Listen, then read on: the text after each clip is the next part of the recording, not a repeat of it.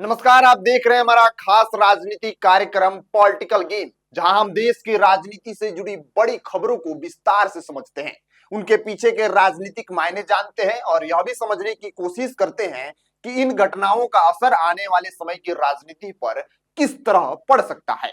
आज की इस विशेष पेशकश में हम बात करेंगे देश की राजनीति से जुड़ी तीन बड़ी और बेहद अहम खबरों पर।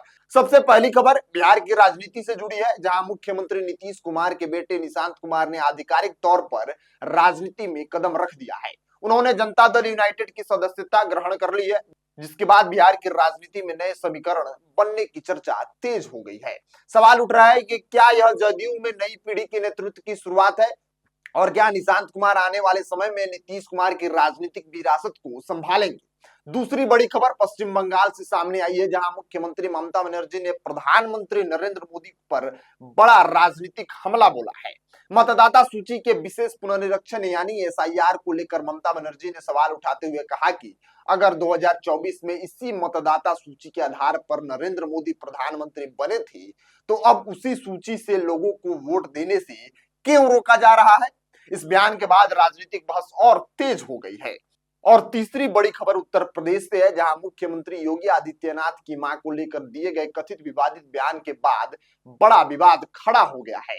बिहार के मौलाना अब्दुल्ला सलीम के खिलाफ बलरामपुर में एफआईआर दर्ज कर ली गई है, जबकि पूरे उत्तर प्रदेश में कई थानों में भी उनके खिलाफ शिकायतें दर्ज की गई हैं और गिरफ्तारी की मांग तेज हो गई है। और आज की इस खास रिपोर्ट में हम तीनों बड़ी खबरों को विस्तार से समझेंगे।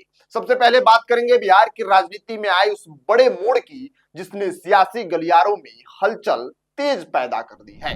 बिहार के मुख्यमंत्री नीतीश कुमार के बेटे निशांत कुमार अब आधिकारिक तौर पर सक्रिय राजनीति में उतर चुके हैं। उन्होंने जनता दल यूनाइटेड यानी जेडीयू की सदस्यता ग्रहण कर ली है। पटना स्थित पार्टी प्रदेश कार्यालय में आयोजित एक कार्यक्रम के दौरान जदयू के कार्यकारी राष्ट्रीय अध्यक्ष संजय झा ने उन्हें पार्टी की सदस्यता दिलाई। इस मौके पर केंद्रीय मंत्री और वरिष्ठ नेता राजीव रंजन सिंह उर्फ लल्लन सिंह ने उन्हें पार्टी का गमछा पहनाकर स्वागत किया। जैसे ही निशांत कुमार ने पार्टी की सदस्यता ली, जदयू कार्यालय में मौजूद कार्यकर्ताओं ने जोरदार नारे लगाए, निशांत कुमार जिंदाबाद और निशांत कुमार जिंदाबाद और नीतीश कुमार जिंदाबाद के नारों से पूरा परिसर गूंज उठा। इस कार्यक्रम में राज्य सरकार के वरिष्ठ मंत्री विजय कुमार चौधरी, जदयू के प्रदेश अध्यक्ष उमेश सिंह कुशवाहा समेत पार्टी के कई वरिष्ठ नेता मौजूद रहे। इस तरह बिहार की राजनीति में एक नए अध्याय की औपचारिक शुरुआत हो गई है। लंबे समय से यह चर्चा चल रही थी कि क्या नीतीश कुमार के बेटे निशांत कुमार राजनीति में कदम रखेंगे। आज इन अटकलों पर विराम लग गया है और उन्होंने औपचारिक रूप से जदयू का दामन थाम लिया है।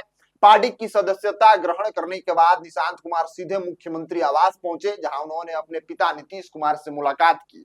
इस मुलाकात के दौरान संजय झा भी उनके साथ मौजूद रहे।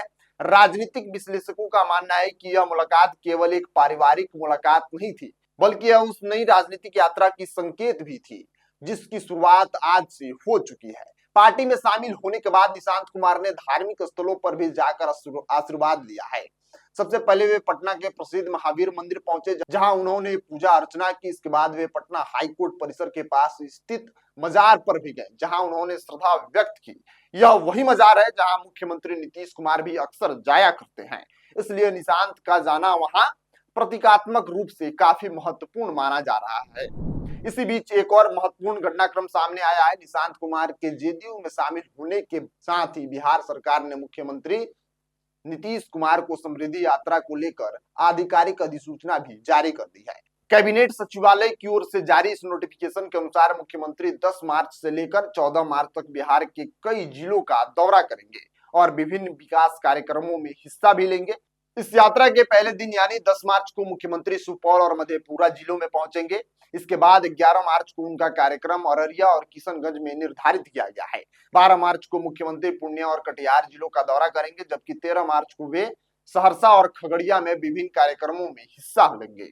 और इस यात्रा के अंतिम दिन यानी 14 मार्च को मुख्यमंत्री बेगूसराय और शेखपुरा जिलों में जाएंगे। कैबिनेट सचिवालय ने इन सभी जिलों के जिला अधिकारियों को निर्देश दे दिया है कि मुख्यमंत्री के दौरे को लेकर सुरक्षा व्यवस्था और प्रशासनिक तैयारियां समय पर पूरी कर ली जाएं। इस बीच सबसे ज्यादा चर्चा निशांत कुमार के उस बयान की हो रही है जो उन्होंने पार्टी की सदस्यता लेने के बाद दिया।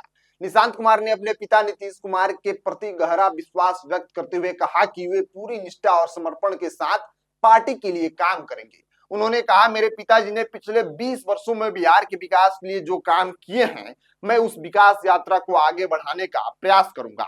उन्होंने यह भी कहा कि राज्यसभा जाने का फैसला पूरी तरह से उनके पिता का व्यक्तिगत निर्णय है और वे उनके हर फैसले का सम्मान करते हैं। इसके साथ ही निशांत कुमार ने बिहार की जनता से अपील करते हुए कहा कि लोग नीतीश कुमार पर अपना विश्वास बनाए रखें। निशांत कुमार ने इस बयान को राजनीतिक दृष्टि से काफी महत्वपूर्ण माना जा रहा है, क्योंकि यह साफ संकेत देता है कि वे अपने पिता की राजनीतिक विरासत को आगे बढ़ाने के लिए तैयार हैं। सिर्फ इतना ही नहीं, उनकी सादगी भी इस पूरे कार्यक्रम में चर्चा का विषय बनी रही। जब निशांत कुमार जदयू कार्यालय पहुंचे तो उन्होंने बिल्कुल उसी अंदाज में हाथ जोड़कर लोगों का अभिवादन किया जिस शैली के लिए नीतीश कुमार वर्षों से जाने जाते हैं। उनका पहनावा भी चर्चा में रहा। वे सफेद कुर्ता और साधारण क्रॉक्स चप्पल पहने हुए नजर आए। इस सरल और सहज अंदाज में पार्टी कार्यकर्ताओं का ध्यान आकर्षित किया और कई लोगों ने इसे उनके व्यक्तित्व की सादगी से जोड़कर देखा। निशांत कुमार के बारे में एक और दिलचस्प तथ्य यह भी है कि स्वभाव से काफी शांत माने जाते हैं और उन्हें शतरंज खेलने का विशेष शौक भी है। उन्होंने अपनी पढ़ाई Birla institute of technology Mesra से की है। पढ़ाई के दौरान भी उनका झुकाव आउटडोर खेलों की तुलना में इंडोर गेम्स की ओर ज्यादा रहा, खासकर शतरंज की ओर। कहा जाता है कि वे अपने दोस्तों के साथ घंटों शतरंज खेलते थे और इस खेल में रणनीति बनाना उन्हें खास तौर पर पसंद है। अब जब वे राजनीति में कदम रख चुके हैं तो कई लोग यह भी मान रहे हैं कि वही रणनीतिक सोच शायद उनकी राजनीतिक शैली में भी देखने को मिले। दरअसल उनकी इस एंट्री को केवल एक सामान्य राजनीतिक घटना नहीं माना जा रहा है। राजनीतिक विश्लेषकों का मानना है कि यह जदयू की भविष्य की रणनीति का हिस्सा भी हो सकता है। पार्टी के भीतर पहले ही ये चर्चा उठ चुकी है कि निशांत कुमार को भविष्य में बड़ी जिम्मेदारी दी जा सकती है। कुछ सूत्रों का दावा है कि उनकी शुरुआती राजनीतिक लॉन्चिंग डिप्टी सीएम या गृह मंत्री जैसे महत्वपूर्ण पदों के साथ हो सकती है। हालांकि अभी इस पर कोई आधिकारिक घोषणा नहीं हुई है, लेकिन जिस तरह से पार्टी कार्यकर्ताओं में उत्साह देखा जा रहा है उससे यह साफ है कि जदयू के भीतर उन्हें भविष्य के नेता के रूप में देखा जाने लगा है। पार्टी में जदयू कार्यालय के आसपास लगे पोस्टर में इस बात का संकेत देते हैं। पूरे इलाके में बड़े बड़े पोस्टर लगाए गए हैं जिसमें नीतीश कुमार के साथ निशांत कुमार की तस्वीरें प्रमुखता से दिखाई दे रही हैं। इन पोस्टरों पर साफ साफ लिखा है, विकसित बिहार के नए अध्याय की शुरुआत निशांत कुमार। इन पोस्टरों और बैनरों को जदयू कार्यकर्ताओं द्वारा लगाया गया है, जो यह दर्शाता है कि पार्टी के भीतर निशांत को लेकर एक नई उम्मीद और उत्साह पैदा हो गया है। जदयू के एमएलसी नीरज कुमार ने भी जानकारी दी है कि पार्टी में शामिल होने के बाद निशांत कुमार बिहार के विभिन्न हिस्सों का दौरा करेंगे। इस दौरे का उद्देश्य जनता से सीधा संवाद स्थापित करना और संगठन को जमीनी स्तर पर मजबूत करना होगा। दरअसल पिछले कुछ दिनों से निशांत कुमार की सक्रियता अचानक बढ़ गई थी। शनिवार को संजय झा के आवास पर हुई एक महत्वपूर्ण बैठक में वे मुख्यमंत्री नीतीश कुमार और ललन सिंह के साथ मौजूद थे। इसके एक दिन पहले यानी शुक्रवार को भी उन्होंने जदयू के लगभग 24 विधायकों के साथ बैठक की थी। इस बैठक में परिवहन मंत्री श्रवण कुमार समेत कई वरिष्ठ नेता और युवा विधायक मौजूद थे। इन बैठकों को भी निशांत कुमार की सक्रिय राजनीतिक भूमिका के संकेत के रूप में देखा गया था। अब जब उन्होंने औपचारिक रूप से जदयू की सदस्यता ले ली है तो यह साफ हो गया है कि बिहार की राजनीति में एक नई राजनीतिक पारी शुरू हो चुकी है। राजनीतिक विश्लेषकों के मुताबिक आने वाले समय में यह देखना दिलचस्प होगा कि निशांत कुमार की भूमिका पार्टी और राज्य की राजनीति में किस रूप में सामने आती है। क्या वे अपने पिता की राजनीतिक विरासत को उसी मजबूती से आगे बढ़ा पाएंगे? क्या जदयू उन्हें भविष्य के नेतृत्व के रूप में तैयार कर रही है? और क्या बिहार की राजनीति में एक नई पीढ़ी का नेतृत्व उभरने वाला है?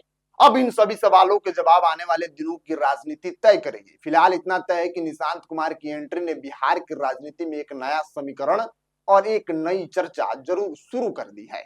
अब आते हैं दूसरी खबर पर। पश्चिम बंगाल के मुख्यमंत्री ममता बनर्जी ने प्रधानमंत्री नरेंद्र मोदी और चुनाव आयोग पर गंभीर आरोप लगाते हुए बड़ा राजनीतिक हमला बोला है। ममता बनर्जी ने साफ शब्दों में कहा कि अगर 2024 के लोकसभा चुनाव में प्रधानमंत्री नरेंद्र मोदी और उसी मतदाता सूची के आधार पर प्रधानमंत्री बने थे तो अब उसी मतदाता सूची के आधार पर लोगों को वोट देने से क्यों रोका जा रहा है। दरअसल पूरा विवाद पश्चिम बंगाल में चल रही विशेष मतदाता सूची पुनरीक्षण प्रक्रिया को लेकर है, जिसे अंग्रेजी में स्पेशल इंटेंसिव रिवीजन यानी एसआईआर कहा जाता है। मुख्यमंत्री ममता बनर्जी का आरोप है कि इस प्रक्रिया के दौरान बड़ी संख्या में मतदाताओं के नाम मतदाता सूची से हटाए जा रहे हैं। उनका कहना है कि अगर ऐसा हो रहा है तो यह केवल प्रशासनिक प्रक्रिया नहीं है, बल्कि लोकतांत्रिक अधिकारों पर सीधा असर डालने वाला मामला है। कोलकाता में आयोजित एक धरना कार्यक्रम के दौरान ममता बनर्जी ने केंद्र सरकार और चुनाव आयोग पर सीधा हमला बोलते हुए कहा कि अगर मतदाता सूची में गड़बड़ी पाई जाती है तो इसकी जिम्मेदारी तय होनी चाहिए। उन्होंने कहा कि अगर यही मतदाता सूची 2024 के आम चुनाव में इस्तेमाल हुई थी और उसी सूची के आधार पर नरेंद्र मोदी प्रधानमंत्री बने थे, तो अब उसी सूची से मतदाताओं के नाम हटाने की कार्रवाई कैसे और क्यों की जा रही है। ममता बनर्जी ने इस दौरान बेहद तीखा बयान देते हुए कहा कि अगर मतदाता सूची में इतनी बड़ी गड़बड़ी है तो सबसे पहले प्रधानमंत्री नरेंद्र मोदी को इस्तीफा देना चाहिए। उन्होंने यह भी कहा कि देश के मुख्य चुनाव आयुक्त ज्ञानेश कुमार को इस मामले में प्रधानमंत्री से इस्तीफे की मांग करनी चाहिए। मुख्यमंत्री ने आरोप लगाते हुए कहा कि चुनाव से ठीक पहले मतदाता सूची में नाम हटाने की कार्रवाई लोकतंत्र के लिए बेहद खतरनाक हो सकती है। उनके अनुसार अगर किसी योग्य मतदाता का नाम सूची से हटा दिया जाता है तो उससे उस व्यक्ति के वोट देने के अधिकार पर सीधा हमला पड़ता है। ममता बनर्जी ने कहा कि लोकतंत्र में वोट देने का अधिकार सबसे महत्वपूर्ण अधिकारों में से एक है। अगर मतदाता सूची में पारदर्शिता नहीं होगी तो चुनाव की निष्पक्षता पर सवाल खड़े हो सकते हैं। उन्होंने चुनाव आयोग से मांग की कि इस पूरी प्रक्रिया को पूरी पारदर्शिता के साथ किया जाए और यह सुनिश्चित किया जाए कि किसी भी पात्र मतदाता का नाम सूची से न हटे। ममता बनर्जी ने अपने भाषण के दौरान केवल मतदाता सूची के मुद्दे तक ही बात सीमित नहीं रखी, बल्कि उन्होंने कई अन्य राजनीतिक घटनाओं का भी जिक्र किया। उन्होंने पश्चिम बंगाल के राज्यपाल के अचानक इस्तीफे का मुद्दा उठाते हुए कहा कि इस मामले की भी जांच होनी चाहिए। ममता बनर्जी ने सवाल उठाए कि राज्यपाल का कार्यकाल अभी 3 साल बाकी था, फिर आखिर ऐसा क्या हुआ कि उन्होंने अचानक 5 मार्च को अपने पद से इस्तीफा दे दिया। मुख्यमंत्री ने कहा कि यह केवल एक प्रशासनिक निर्णय नहीं हो सकता, बल्कि इसके पीछे के कारणों को देश की जनता के सामने आना चाहिए। उन्होंने इस दौरान भारत के पूर्व उपराष्ट्रपति जगदीप धनखड़ के पिछले साल जुलाई में दिए गए इस्तीफे का भी जिक्र किया। ममता बनर्जी ने सवाल उठाते हुए कहा कि क्या इन घटनाओं के पीछे की कोई बड़ी राजनीतिक कहानी छिपी हुई है। उन्होंने कहा कि अगर देश के संवैधानिक पदों पर बैठे लोग अचानक इस्तीफा देते हैं तो इसकी वजह भी स्पष्ट होनी चाहिए। मुख्यमंत्री का कहना था कि लोकतंत्र में पारदर्शिता बहुत जरूरी होती है। अगर जनता को यह नहीं पता होगा कि बड़े फैसलों के पीछे क्या कारण है तो इससे लोकतांत्रिक संस्थाओं पर भरोसा कमजोर हो सकता है। मुख्यमंत्री ममता बनर्जी ने अपने भाषण में कहा कि मतदाता सूची केवल एक प्रशासनिक दस्तावेज नहीं होती, बल्कि यह लोकतंत्र की आधारशिला होती है। उन्होंने कहा कि हर चुनाव की निष्पक्षता और विश्वसनीयता इसी पर टिकी होती है। मतदाता सूची कितनी सही और पारदर्शिता है, अगर इस सूची में किसी तरह की गड़बड़ी होती है तो इससे पूरे चुनाव प्रक्रिया पर सवाल उठ सकते हैं। उन्होंने यह भी कहा कि किसी भी लोकतांत्रिक देश में यह स्वीकार्य नहीं हो सकता कि लोगों के नाम बिना स्पष्ट कारण के मतदाता सूची से हटा दिए जाए।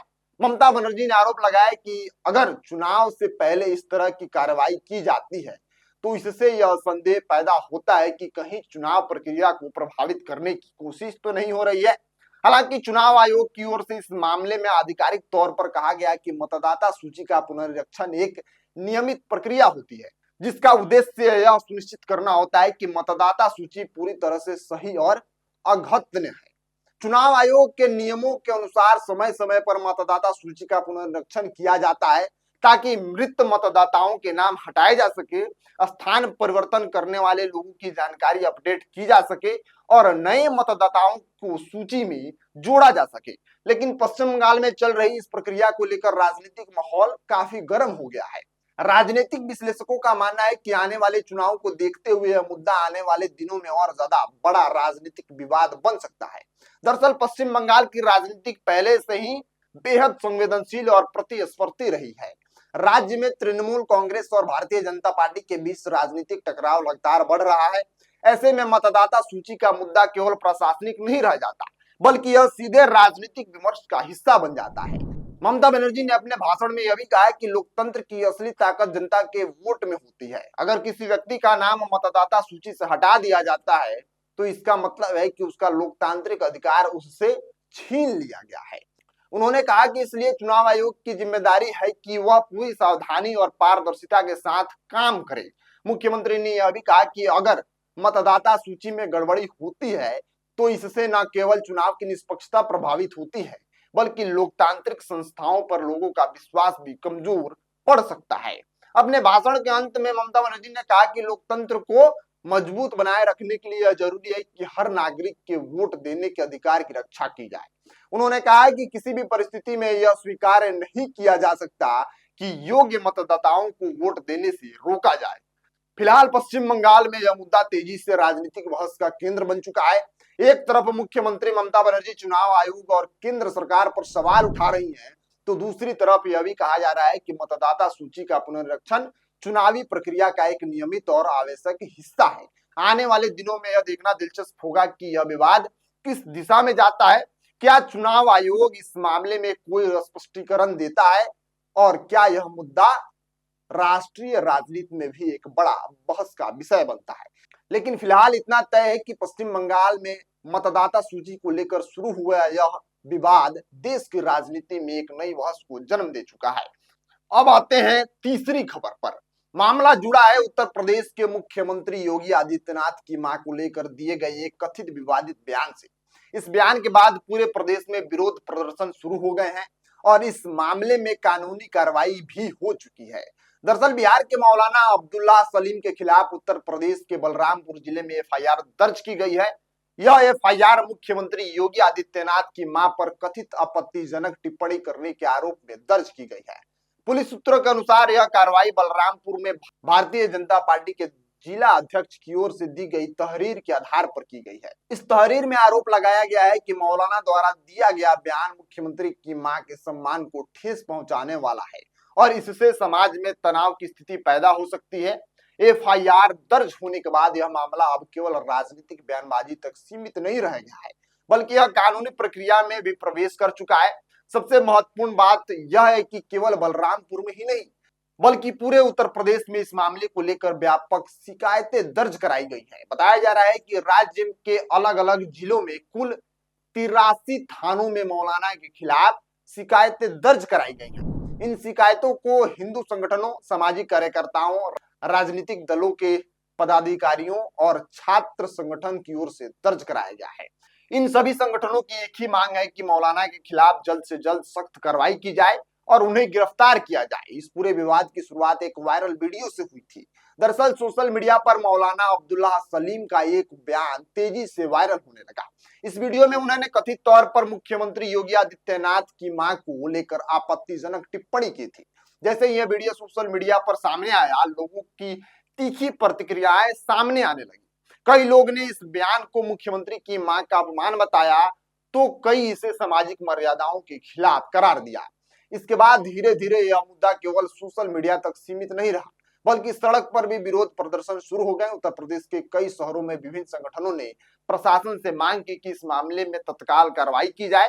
लोगों का कहना है कि अगर किसी भी सार्वजनिक मंच से किसी की मां के बारे में अपमानजनक टिप्पणी की जाती है तो यह केवल व्यक्तिगत मामला नहीं बल्कि सामाजिक मर्यादा का भी सवाल बन जाता है।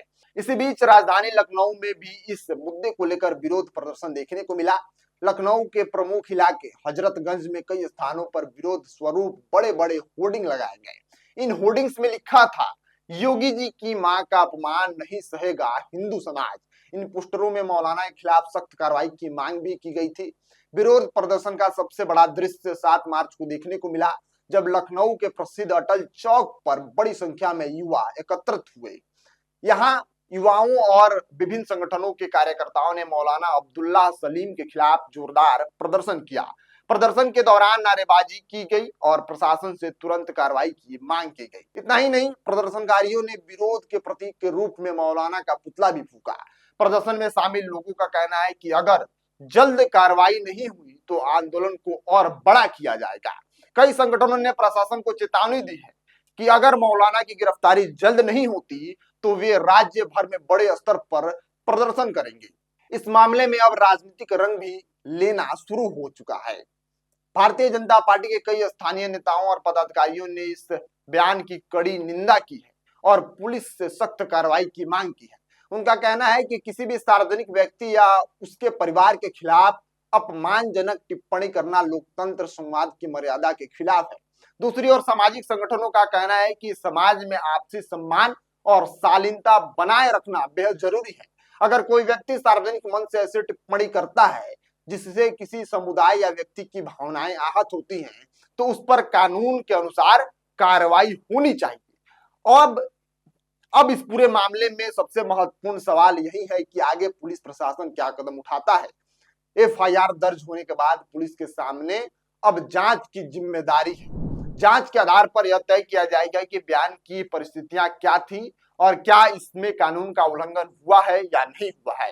राजनीतिक विश्लेषकों का मानना है कि सोशल मीडिया के दौर में किसी भी बयान का प्रभाव बहुत तेजी से फैलता है। कई बार एक बयान कुछ ही घंटों में पूरे देश में चर्चा का विषय बन जाता है। ऐसे में सार्वजनिक जीवन से जुड़े लोगों के लिए यह एक और भी जरूरी हो जाता है कि वह अपने शब्दों का चयन सावधानी से करें। फिलहाल उत्तर प्रदेश में यह मामला चर्चा का बड़ा विषय बना हुआ है। एक तरफ विभिन्न संगठन मौलाना की गिरफ्तारी की मांग कर रहे हैं, वहीं दूसरी तरफ प्रशासन पर यह जिम्मेदारी है कि वह पूरे मामले की निष्पक्ष जांच करे और कानून के अनुसार कार्रवाई सुनिश्चित करे। आने वाले दिनों में यह देखना महत्वपूर्ण होगा कि पुलिस जांच में क्या सामने आता है, क्या इस मामले में गिरफ्तारी होती है और क्या यह विवाद आगे और बढ़ सकता है या फिर राजनीति का बड़ा मुद्दा बन सकता है। लेकिन फिलहाल इतना जरूर कहा जा सकता है कि मुख्यमंत्री योगी आदित्यनाथ की मां को लेकर दिए गए कथित विवादित बयान ने उत्तर प्रदेश की राजनीति और सामाजिक माहौल में एक नई बहस को जन्म दे दिया है।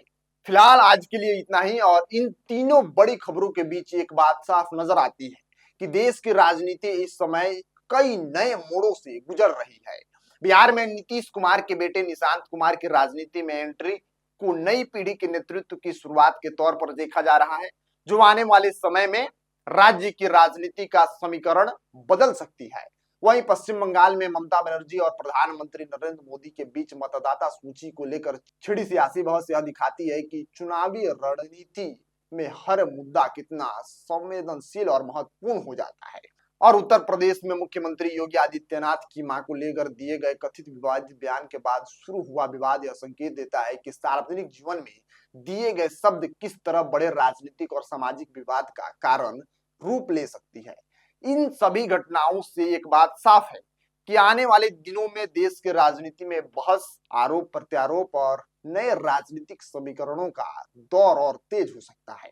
फिलहाल इन तीनों मामलों पर पूरे देश की नजर बनी हुई है और यह देखना दिलचस्प होगा कि आने वाले दिनों में इन घटनाओं का राजनीतिक असर किस रूप में सामने आता है। फिलहाल के लिए इतना ही। आप बने रहिए नेक्स्ट जेन ब्रॉडकास्ट के साथ। मैं शुभम उपाध्याय, बहुत बहुत धन्यवाद आपका।